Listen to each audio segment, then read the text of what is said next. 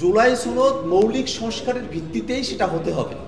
যে জুলাই সনদ প্রণয়ন করা হবে সেটা যেন বাস্তবায়নযোগ্য হয়, পরবর্তীতে ক্ষমতায় আসা কোনো দল বিচ্যুত হতে না পারে, সেটা গ্যারান্টিড হতে হবে। ঐকমত্য কমিশনের তরফ থেকে জুলাই সনদের খুবই প্রাথমিক একটা খসড়া আমাদের কাছে দেয়া হয়েছে। আমরা সেটা নিয়ে বিচার বিশ্লেষণ করছি এবং অবশ্যই সেখানে সংযোজন বিয়োজনের বিষয়গুলো থাকবে। আমরা সেটা কমিশনের কাছে ফর্মালি উত্থাপন করব। কিন্তু মোটা দাগে যে কথাটা বলা প্রয়োজন, জুলাই সনদ মৌলিক সংস্কারের ভিত্তিতেই সেটা হতে হবে।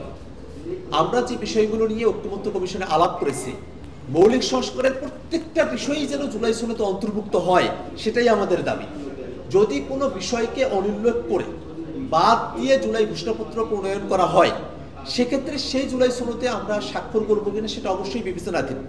এবং একই সাথে যে জুলাই সনদ প্রণয়ন করা হবে সেটা যেন বাস্তবায়নযোগ্য হয়, এর কারণে আমরা এলএফের কথা বলেছি, লিগ্যাল ফ্রেমওয়ার্ক অর্ডার করে একটা আইনি ভিত্তি দিয়ে জুলাই সনদকে বাস্তবায়নের একটা পথ তৈরি করা যেতে পারে।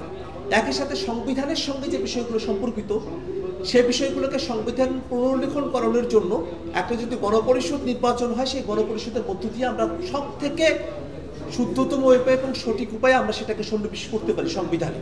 এবং একই সাথে জুলাই সনদে এতগুলো রাজনৈতিক দল আমরা যে মৌলিক সংস্কারগুলোর বিষয়ে একমত হচ্ছি, সেই সংস্কারগুলো থেকে যাতে পরবর্তীতে ক্ষমতায় আসা কোনো দল বিচ্যুত হতে না পারে, সেটা গ্যারান্টিড হতে হবে।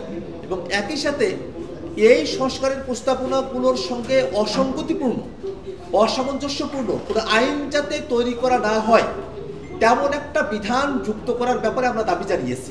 মোটা থেকে আমাদের অফিসিয়াল যে বক্তব্য, সেটা আমরা কমিশনের কাছে আমাদের অফিসিয়াল বক্তব্য হস্তান্তর করার পরেই আপনাদেরকে বিস্তারিত জানাবো।